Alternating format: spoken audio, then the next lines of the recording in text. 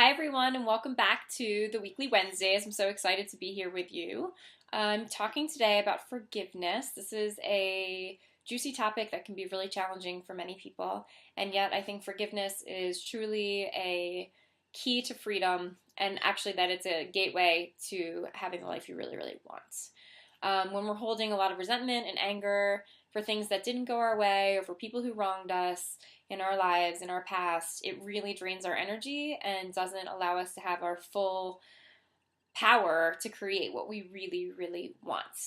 And really, forgiveness is for you. It's not about them. It's truly about you letting go, clearing stuff out. We talked last week about cleaning house and decluttering and getting rid of stuff in your physical and mental space. It's a continuation of that. That when you forgive, you truly make energetic room for things to happen. And this is really important as you step into the new year. So, the first tip about forgiveness is that you have to choose to forgive. This is sometimes easier said than done. You really have to choose it. There will be people who will be like, oh, Sage wasn't talking about that person. There's no way she could be talking about that person. That person was wretched. They did horrible things to me and my family. Whatever story it is that you have about that, I am talking about that person. I'm talking about each and every person and situation in your life that if you let go of it, you would be freer. So the first thing is just choose it. You don't have to tell them. You never have to have that conversation with them. I often say things like, silly example, but I forgive my mom for pointing out my gray hairs and I am now free.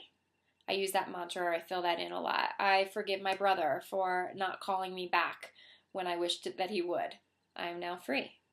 I forgive the universe for taking my dad earlier than I wish they had. I am now free. You just choose to forgive, and then you literally go through and start forgiving. I write a list sometimes, and I just knock it out one by one. I just continuously look at who and what I can forgive. The second thing is include yourself. So we are so hard on ourselves. That old expression that I'm my own worst critic tends to really be true.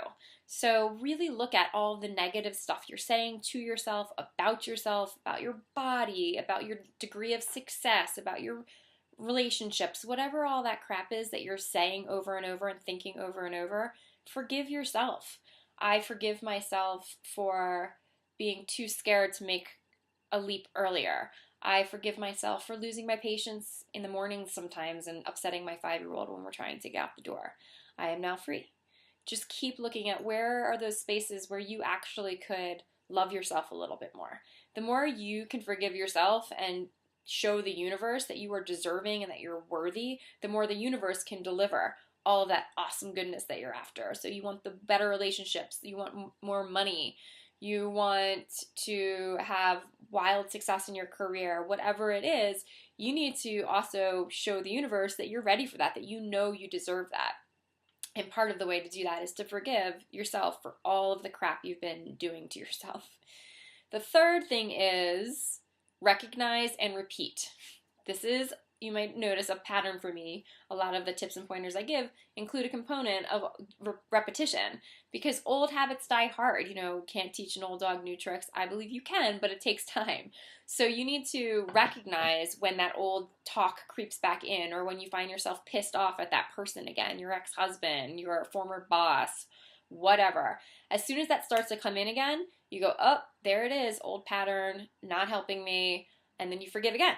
And you just forgive and forgive and forgive. And it becomes much easier and you can do it much more quickly with practice so that that energy drain and that resentment doesn't stay with you for very long. The longer you do it, the better you get at it, like anything else. It's just a practice of forgiveness. So some people are really good at making sure they exercise a certain number of times a week, or making sure they get up on time, or making sure they always call people back. Whatever you have in your life that are your good patterns, you would just add forgiving into your practice. If you do those three things regarding forgiveness, you will, I can't even, it's so powerful. You will see massive shifts in your life because you have so much more space from which to create awesomeness.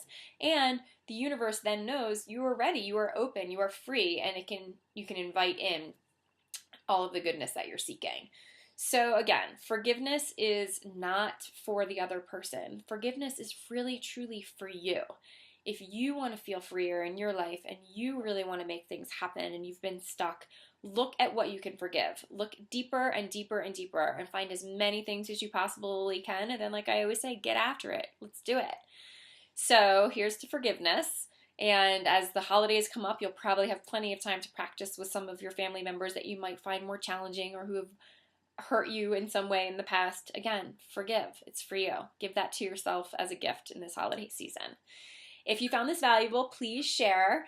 And as always, please put your comments down below. I'd love to know what you got out of practicing forgiveness. What opened up for you in your life when you started to forgive? Thank you so much for taking the time to be with me today. As always, it is a pleasure, and I know that it's truly an honor to be in your inboxes every week. And it's such a pleasure to have that in my life. So thank you for sharing and participating, and I will see you next time.